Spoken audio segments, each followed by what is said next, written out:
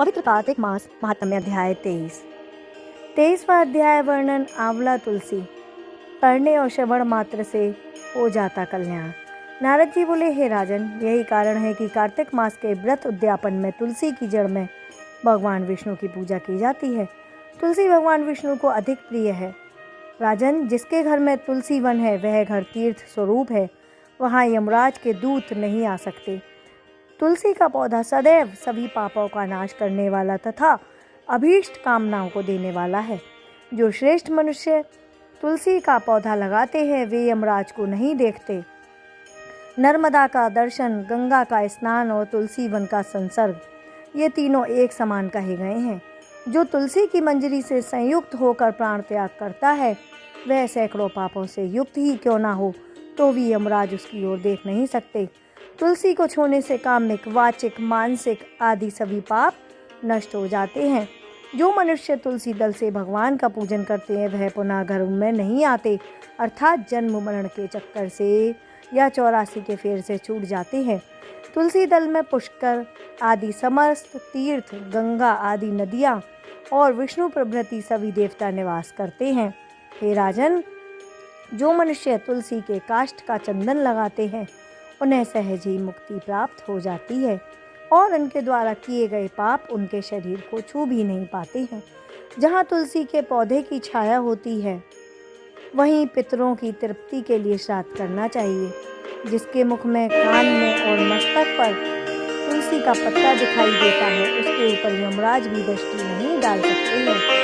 फिर दूतों की तो क्या ही बात करें। जो प्रतिदिन आदर पूर्वक तुलसी की महिमा सुनता है और वह सब पापों से मुक्त होकर ब्रह्मलोक को जाता है। इसी प्रकार आंवले का महान वृक्ष सभी पापों का नाश करने वाला है। आंवले का वृक्ष भगवान विष्णु को अति प्रिय है। इसके स्मरण मात्र से ही मनुष्य गोदान का फल प्राप्त कर लेता है। जो मनुष्य कार्तिक में आंवले के वन में भगवान विष्णु की पूजा तथा आंवले की छाया में भोजन करता है उसके सभी पाप नष्ट हो जाते हैं। आंवला की छाया में मनुष्य जो भी पुण्य करता है वह कोटि गुना हो जाता है। जो मनुष्य आंवले की छाया के नीचे कार्तिक में ब्राह्मण दंपत्ति को एक बार भी भोजन देकर स्वयं भोजन करता है वह अन्न दोष से मुक्त हो जाता है। लक्ष्मी प्राप्ति की इच्छा रखने वाले मनुष्य को सदैव आंवले से स्नान करना चाहिए।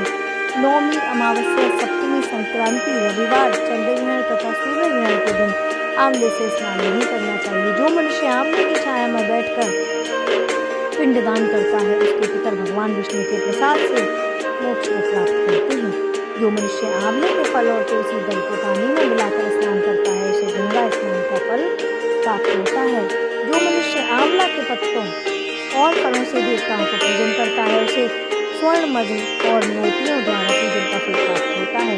कार्तिक मास में जब सूर्य तुला राशि में होता है तब सभी तीर्थ, ऋषि, देवता और सभी यज्ञ आंवला के वृक्ष में वास करते हैं। जो मनुष्य द्वादशी तिथि को तुलसी दल और कार्तिक में आंवले की छाया में बैठकर भोजन करता है उसके 1 वर्ष तक अन्न संसर्ग से उत्पन्न हुए पापों का नाश हो जाता है। जो मनुष्य कार्तिक में आंवले की जड़ में विष्णु जी का पूजन करता है उसे श्री विष्णु क्षेत्रों के पूजन का फल प्राप्त होता है। आंवले और तुलसी की महत्ता का वर्णन करने में श्री ब्रह्मा जी भी असमर्थ हैं।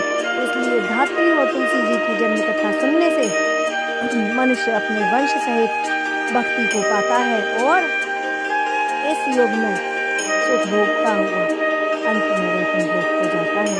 बोलो श्री विष्णु हरि विष्णु की जय है। इति श्री कार्तिक मास महात्म्य अध्याय कथा 23 संपूर्ण। इस प्रकार से इस अध्याय में श्री कृष्ण की महिमा का